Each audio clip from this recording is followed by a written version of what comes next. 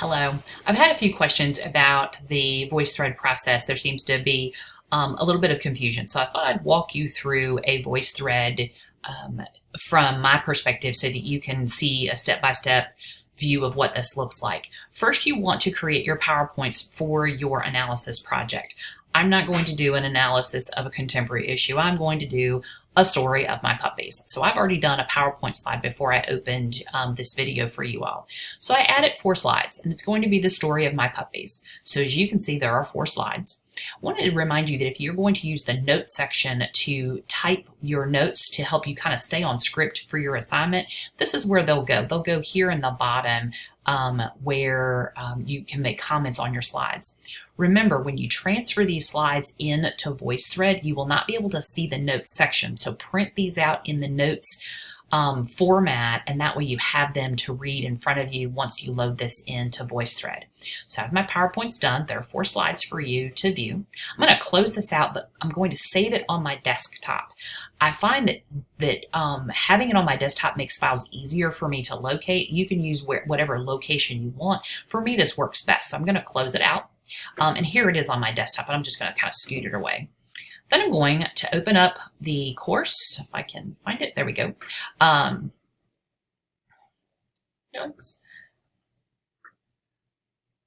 I'm going to put this in so you can see our course tab. You're going to go under where you can see the world and the VoiceThread analysis. You're going to click on this. By clicking on this, it will open VoiceThread as the add-on feature to Blackboard. You can see it scrolling. Here, you're going to add your own.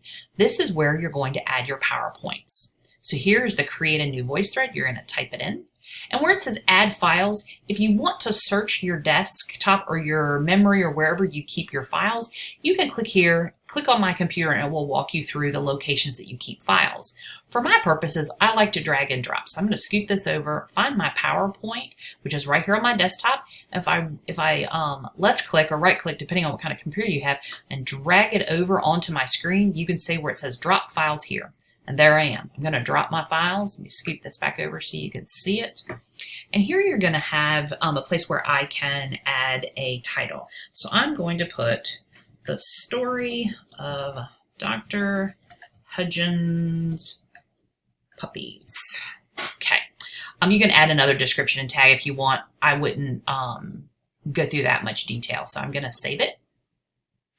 And while it's thinking, you can see it's processing. You're going to see this icon over here. As it's adding your slides to VoiceThread, it's going to give you this processing icon. Once all of the once all the PowerPoint slides have been loaded, there they are. Ta-da! So you have finished the first step, the add media step. Now, if you wanted to, you could add other media. You could add other PowerPoint slides by just clicking on the add media. To keep it clean, let's talk about the next step, which is the add comment section. Once you click on the add comment section, this gives you access to where you can add your audio. There's lots of ways to get audio into a VoiceThread. We're going to use the microphone that's embedded in a computer. Mine is on my desktop. You may have a laptop. You can also use other sources. You can type in comments. You can use your cell phone microphone by plugging into the USB and using that as a microphone. You can use the video feature of cell phones or video recorder, and you can also upload comments if you've saved them on an audio file. Again, those are much more advanced steps, not ones we're going to use. We're going to use the microphone. So bear with me as I do the voiceover for each of these slides. Keep in mind that once I'm done with doing the audio and once I finish, it's going to save it, and then it will do an automatic playback, and I'll let you know what that looks like. So let's do the first one. Welcome to the story of my puppies. They were both rescues, and they have been the loves of our life. I love the slide that tells us, can you tell me the story about how you rescued me again? We tell Madeline and Greasy that story all the time. Now let me tell you. I'm going to click stop recording, and now you can see this green button that says it's uploading, and there you get the audio. Welcome to the story of my puppies. They were both rescues, and they have been the loves of our life. I love this slide that tells us, can you tell me the story about how you rescued me again? We tell Madeline and Greasy that story all the time. Now let me tell you. Okay, so that was the playback feature. I'm going to hit save. For the next 3 slides, I'm not going to have you listen to the playback. I just want you to know that you do have that playback so you can listen to it and go, yep, that's what I wanted to say. So after each audio we're done, I'm going to hit save. You're going to see the swirl and it's saying it's saving it. And now we're going to go, we can use the arrows over here to go to our next slide. This is slide number 2. I'm going to do the audio for slide number 2, 3, and 4, and then I'm going to show you how you can share it. So this is slide 2. Using the same process, I'm going to do the voiceover. This is Madeline the Super Beagle. We rescued her from the Humane Society. She was originally named Pumpernickel. We chose Madeline because she had a beautiful red coat, much like the red hair from the girl from the French books that wrote about the adventures of the little girl Madeline. Madeline was our first puppy. She was my husband's 50th birthday gift. We originally thought she was going to be a Beagle Spaniel mix, but she kept growing and growing, and instead of a 30-pound dog, we now have a 54-pound dog. She is part Beagle, part Hound, and part Great Pyrenees. She has the best cone of investigation, floppy ears, and she is the best snuggler. So finish that slide. You can see it's uploading. As soon as it's uploaded, the screen will give me a save. I'm going to hit save, and then I'm going to keep moving. All right, so slide number 2, this is a slide for Gracie.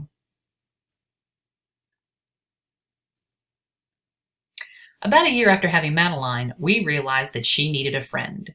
So I went on Craigslist and found Gracie, the farm dog.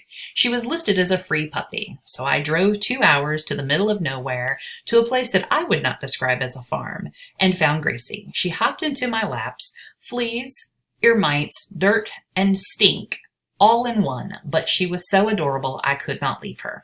So I put her in the back of my car, drove her home, gave her a bath, and introduced her to Madeline. And of course, my husband, who didn't know I was getting a second dog.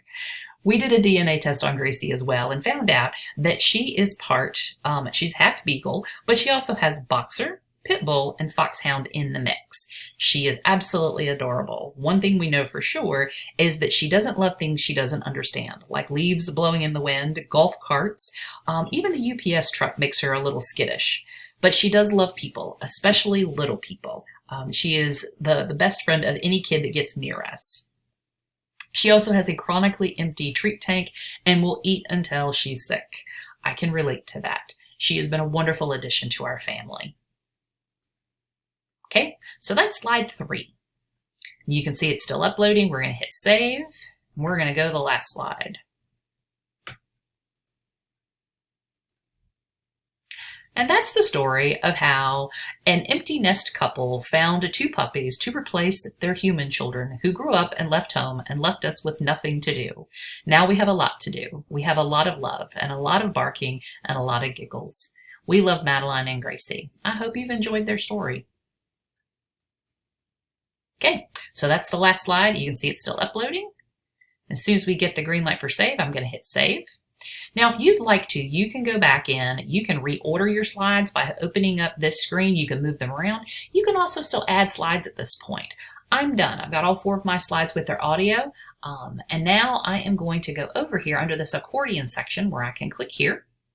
And I'm going to hit the share button. When I hit share, this opens another screen. And here, I'm going to click on basic, which gives me the link that I need you to copy and place into the into your assignment tab within Blackboard. So I'm going to click copy, and there it copies through. So now I'm going to go back to where, I'm going to close out of this.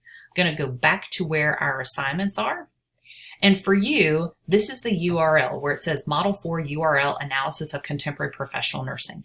This is where you're going to load your assignment. So you can click on this. Now I want to remind you that my view is a faculty view. It looks very different, but I do want to let you know that you can do a text submission. So you can write the submission, copy it into this box, and then you can hit submit. I'm not going to do that because it looks very weird on my side and I don't want to cause further confusion, but that is going to be how you're going to submit this. Once you're done, you're going to get you'll be able to go into your gradebook and see that it's been submitted successfully. If you have any questions, you want to discuss this further, know that we have the Ask the Professor link. You're welcome to use that or send me emails directly. I hope this helps.